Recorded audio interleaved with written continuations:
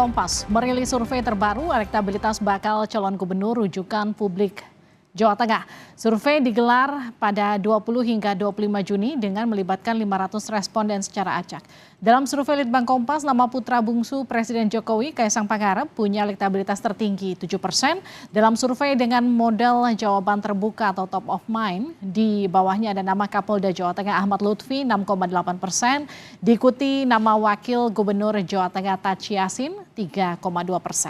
Melengkapi 5 besar ada nama Raffi Ahmad 2,8% dan Bupati Kendal Diko dengan tingkat keterpilihan 2,6%. Menariknya masih ada 64% yang menjawab tidak tahu atau belum menentukan pilihan secara tegas.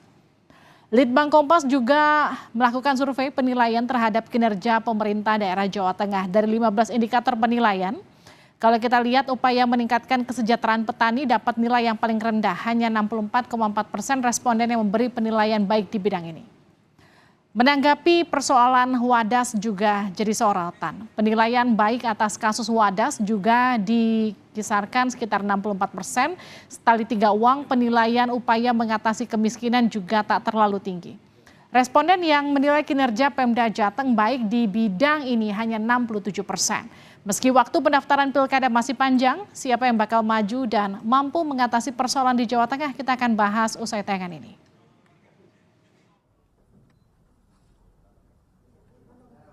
Litbang Kompas merilis hasil survei elektabilitas calon gubernur rujukan publik Jawa Tengah. Hasilnya, nama Ketua Umum PSI yang juga putra bungsu Presiden Joko Widodo, Kaisang Pangarep, unggul dibanding tokoh-tokoh berpengalaman lainnya di Jawa Tengah.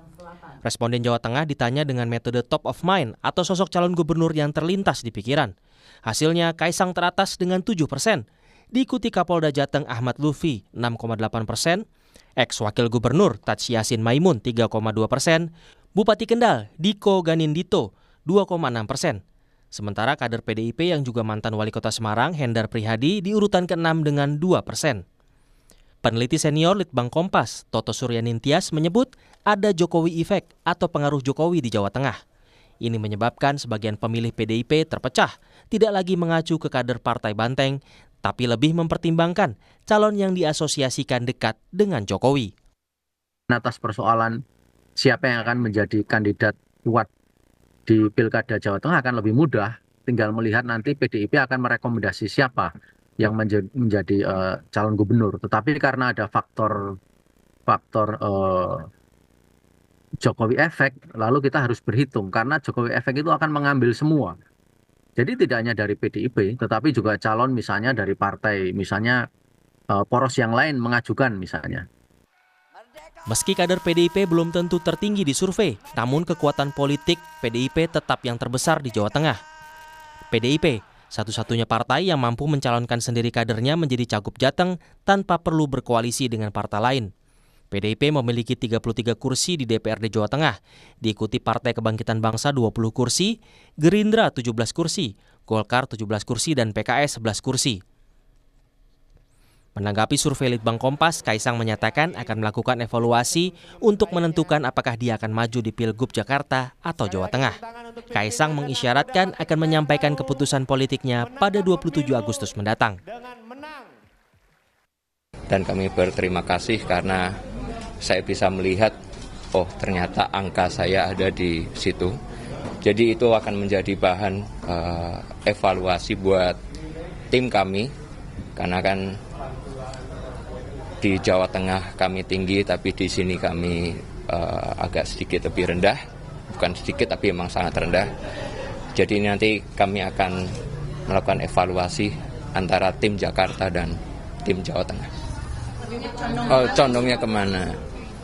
Sabar. 27 Agustus ya. Ya, yuk. Presiden Joko Widodo tak mempermasalahkan di mana Kaisang akan mencalonkan diri. Menurutnya, Jakarta dan Jawa Tengah sama saja. Di Jawa Tengah bagus, di Jakarta juga bagus, karena ini kan semuanya wilayah Indonesia. Menanggapi sosok Kaisang yang lebih populer dibanding kader PDIP, Ketua DPP PDIP Puan Maharani tak berkomentar banyak. Dia menyebut nama Kaisang juga dipertimbangkan oleh PDIP. Nggak apa-apa, bagus. Tapi kan Mas Pacul mungkin lebih ini di Jateng, tapi kok malah Mas Kaisang? Ya nggak apa-apa, bagus Kaisang. Itu mungkin dipertimbangkan nggak sih? Iya dong, menjadi salah satu pertimbangan juga. Menarik untuk dinanti, siapa yang bakal maju di Pilgub Jateng. Apakah sosoknya dekat dengan lingkaran Jokowi dan Prabowo? Atau bakal tercipta kejutan di Pilkada Jateng? Tim Liputan Kompas TV.